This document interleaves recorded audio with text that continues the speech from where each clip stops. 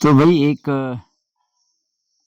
Problem बहुत सारे students की है कि जो पढ़ा उस समय तो लगता है कि ये याद हो गया।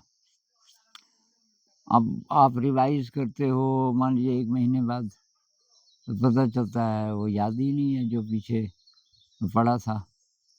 तो ये एक समस्या है, याद कैसे रहे? तो इसके लिए कुछ तरीके हो सकते हैं। अ, कुछ तरीके जिन्होंने मेरी मदद की। तो एक तरीका ये है कि आप अलग-अलग प्रकार की इन्फॉर्मेशन को आपस में रिलेट करो, रिलेट करना सीखो।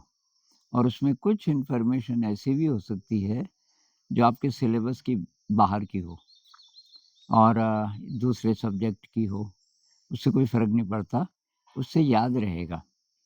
तो मैं एक उदाहरण से समझाने की कोशिश करूँगा कि मैं क्या कहना चाहता हूँ। तो उदाहरण के लिए अ,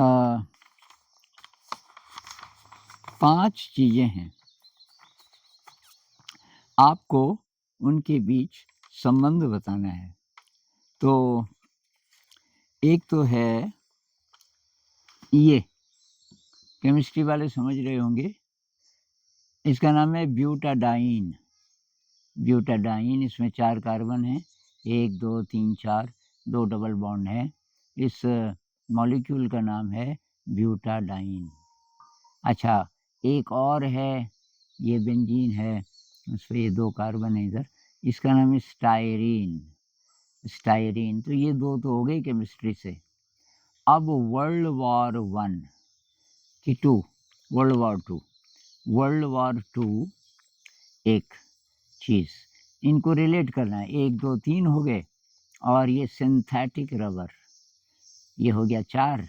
और पर्ल हार्बर, हवाई, हवाई द्वीप समूह है जो अमेरिका के पास है और वहाँ एक जगह है पर्ल हार्बर और इसमें सन भी लिखा है 1941।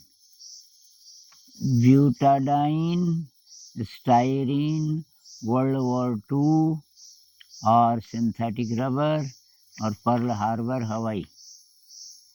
तो ये आप देख लीजिए, पॉज़ कर दीजिए, पॉज़ करके सोचिए, इन 5 चीज़ों में कोई रिलेशनशिप दिख रहा है क्या आपको? अगर दिख रहा है तो आप जीनियस हैं और आप विषय से बाहर भी जा कर के सोचते हैं। और जिसको ये पता होगा वो कभी नहीं भूलेगा जो मैं आगे बोलने वाला हूँ कि ये जो ब्यूटाडाइन है ये क्या काम आता है इत्यादि। एक तो ये अलग-अलग चीज़ों को रिलेट करना सीखना। दूसरी बात है अंडरस्टैंडिंग। तो कुछ बच्चे रट लेते हैं और समझते नहीं। उदाहरण के लिए ये मैंने दोबारा बनाया, इसमें ये है ब्यूटाडाइन। इसका नाम ब्यूटाडाइन क्यों होगा? ये खटका आपको कभी? अगर आप केमिस्ट्री के स्टूडेंट हैं और आप ने भी पढ़ा है किसी न किसी पाठ में, तो ये खटका आपको कि इसका नाम ब्यूटाडाइन क्यों होगा? ये आपको खटकना चाहिए, यार ये नाम कहाँ से आया होगा? तो ब्यूटेन आप जानते हो, 1, 2, 3, 4, 4 कार्बन, सिंगल बॉन्ड, अल्कीन भी इसकी फैमिली को बोलते हैं, तो ये तो ब्यूटेन है, ये आप जानते हैं। उसपे 1 डबल बॉन्ड है, तो ये अल्कीन हो गया यानी कि ब्यूटीन। अब 2 डबल बॉन्ड हैं, तो इसलिए डाई का मतलब 2, ब्यूटाडाइन हो गया। जैसे कार्बन पे 2 ऑक्सीजन लगते हैं तो कार्बन डाइऑक्साइड, तो ये डाई इसलिए हो ब्यूटाडाइन। ये अंडरस्टैंडिंग बहुत बेसिक है। अब जो लोग बोर हो रहे हैं केमिस्ट्री से और लेकिन थोड़ी-थोड़ी आती है, उनके लिए मैंने चित्र बनाया। भई ये हैं 4 कार्बन, पहले सिंगल बॉन्ड से इनको जोड़ दो, उसके बाद 2 जगह डबल बॉन्ड लगा दो, पहले कार्बन पे और तीसरे कार्बन पे, इसलिए इसका नाम 1, 3, ब्यूटाडाइन भी है, और बाकी हाइड्रोजन से पूरा कर दो, क्योंकि कार्बन के 4 बॉन्ड होते हैं, तो इस पे 3 लगेंगे, इस पे 3 लगेंगे। शायद मैंने गलत बनाया हुआ है, नहीं ठीक है, इस पे 1 लगेगा, इस पे 1 लगेगा, तो 3 और 3 6 2 8, ये हो गया C4H8। खैर ये ज़्यादा नहीं बोलेंगे, अब इस पे आ जाते हैं। इसमें क्या संबंध है, ये पर्ल हार्बर कहाँ से आ गया, और वर्ल्ड वॉर 2 और 1941। तो इसमें ये जो ब्यूटाडाइन है और सिंथेटिक रबर है, ब्यूटाडाइन से सिंथेटिक रबर बनता है। सबसे पहला कृत्रिम रबर इसी से बना। फिर वैज्ञानिकों ने ये भी ढूंढा, अमेरिका के वैज्ञानिकों ने, स्टाइरीन, फिर इन दोनों को मिला के रबर बना। वो शायद ज़रा और स्ट्रॉन्ग था, लेकिन अकेले ब्यूटाडाइन से भी सिंथेटिक रबर बन जाता है। तो इन दोनों को तो हमने कर दिया रिलेट। अब वर्ल्ड वॉर 2 और ये रह गया पर्ल हार्बर। तो 1941 में जापान ने क्या किया, जापान बहुत शक्तिशाली हो गया था और हिटलर का साथ दे रहा था। अमेरिका अभी वर्ल्ड वॉर 2 में शामिल नहीं था।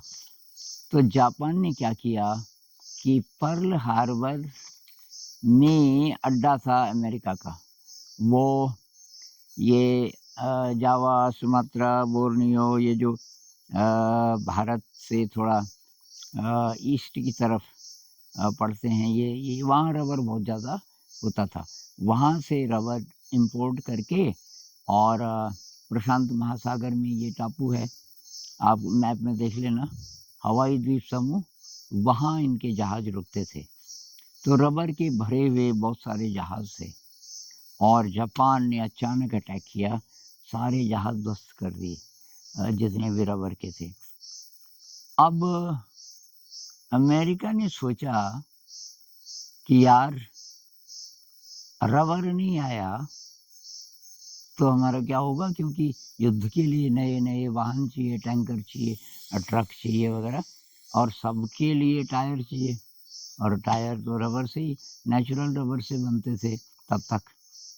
तो अमेरिका ने युद्ध स्तर पे जितने उद्योगपति थे जो रबर के साथ काम करते थे, और जितने साइंटिस्ट थे, कुछ कुछ विश्वविद्यालयों के बहुत जीनियस साइंटिस्ट, उनको बोला जितना पैसा लगे, जितनी चीज़ें लगें, वो हम देंगे, सरकार देगी, लेकिन आप इसका विकल्प ढूंढो। ये बात है आपकी 1941 के बाद की, जब वो हमला हो गया था, और तब दिन रात मेहनत करके ये वैज्ञानिकों ने निकाला क्या, ये ब्यूटाडाइन, और इससे सिंथेटिक रबर बना सबसे पहला, जो कि बहुत मजबूत था, और नेचुरल रबर का विकल्प हो सकता था। नेचुरल रबर से जो टायर वगैरह बनते थे उतना ही स्ट्रॉन्ग, और कुछ मामले में उससे भी अच्छा रिजल्ट इसका था, ब्यूटाडाइन का। तो इस तरीके से जब आप याद रखोगे, आप कभी भूलोगे नहीं। ये एक तो अंडरस्टैंडिंग, इनके नाम ऐसे क्यों पड़े, ब्यूटाडाइन का क्या मतलब है। दूसरी बात, उसको ऐसी चीज़ से रिलेट कर देना कि तब आप भूलोगे नहीं। जैसे पर्ल हार्बर है, 1941 में हमला हुआ था, अमेरिका के वैज्ञानिकों ने दिन रात करके इसको ढूंढा, और ब्यूटाडाइन से सिंथेटिक रबर बना।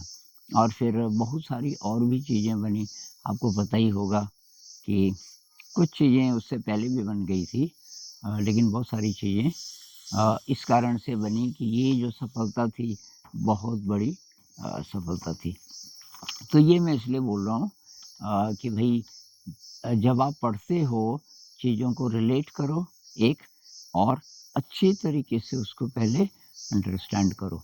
इस विषय पे और भी बातचीत करेंगे, तब तक नमस्कार।